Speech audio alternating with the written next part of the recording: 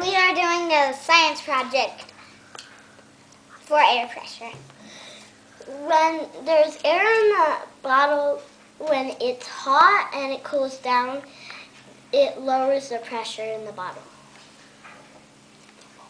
The low pressure sucks the egg in. The egg won't go in.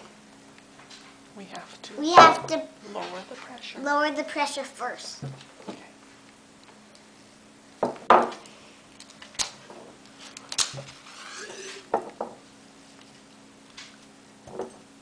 Okay, and give it a shake. Say it's in there good. It's in there good. Show us so your fingers aren't covering it. Pull the top of the bottle. There. It's not shaking. Good job, you guys. Then it sucks the egg in. Harry, get it.